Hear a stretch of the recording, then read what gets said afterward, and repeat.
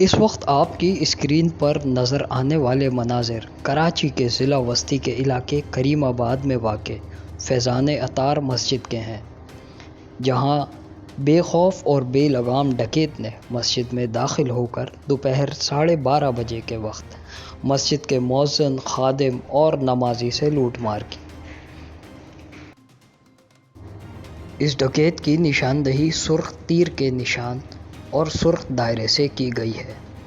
Video میں دیکھا جا سکتا ہے کہ ڈکیت نے سکون سے تلاشی لی اور 2 سے 3 بار مسجد کے اندر دوبارہ داخل ہوا۔ اسے خدشہ تھا کہ کہیں کوئی کارروائی رد عمل میں نہ ہو۔ مطمئن ہونے کے بعد وہ روانہ ہو گیا۔